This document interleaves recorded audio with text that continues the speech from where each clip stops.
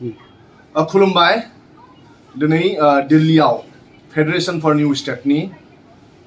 Convention दंमोन गोजाम कमिटिखौ सिमफायनानै गोदान कमिटि दानाय गोजाम कमिटियाव बाबा आर.के. देब तमार आफादगिरिमोन आरो मिताली प्रदेशनिफ्राय कमलेश झा बिथाङा गाहाय नेहाथारिमोन गोजाम कमिटिखौ सिमफायनानै आरो गोदान कमिटियाव बाबा आर.के. देब तमारानो आफादगिरि आरो कमलेश झाया गाहाय नेहाथारि आरो फिन थाफिनबाय दिनैनि जे हाबाफारियाव गुबुन गुबुन रायजोनिफ्राय रायजो बिग्रा जेरै त्रिपुरालेण्डनिफ्राय फैदों गुरखालेण्डनिफ्राय फैदों विदर्भानिफ्राय फैदों आरो बुन्देलखंडनिफ्राय फैदों बिदिनो गुबुन गुबुन रायजो बिग्रा हान्जाफ्रा ज' जाजोबदों फ्राय 50-60 सोद्रोमाफ्राबो बाहागो लाफैदों फेडारेशन फर निउ स्टेटआव जोंहा आवगाय झारखंड रायजो बिग्रा शिव सोरेन गुरुजी बिथाङा आफादगिरिमोन बे फेडारेशन फर निउ स्टेटनि तेलेंगानानि आथिखालनि सीएम केसीआरआबो फेडारेशन फर निउ स्टेटनि आफादगिरिमोन जोंनि नर्थ ईस्टनि सासे गेदेमा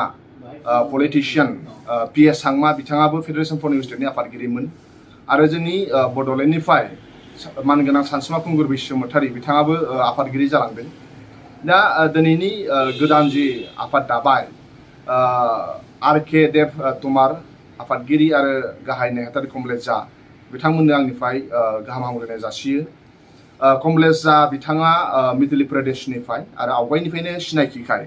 आंखौबो बिथांमोनहा लेंहरदों आरो दिनैनि हाबाफारिनि गेजेरजों माखासे थांखि लानाय जायो जेरै मोनफ्रोमबो आलादा रायजो बिग्रा बिथांमोनहा दिल्लीआव फैनाय मासनिफ्राय जुननिफ्राय स्टार्ट जागोन मोनसे मासाव मोनफा हान्जाफ्रा फैनानै बाव गावबा गाव जे मोन्थायखौ मोननांगौ बेखौ जन्तर मन्तराव बिथांमोना प्रटेस्ट खालामगोन गुरखालेण्डआ बिदिनो गुरखालेण्डआबो समाय सिमा खालामखांबाय बुन्देलखंड मिताली प्रदेश आरो बिदिनो मा होनो वेस्ट प्रदेश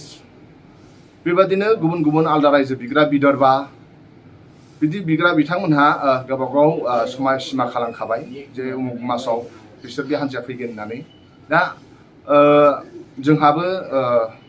बड'लेण्ड बिग्रा हान्जा आरो जा बनसु आरो बा सानसुमा खुंगुर बसुमतारी बा बिथांमोनजों थांनानै सावरायहैगोन जे बड'लेण्डखौ माबादि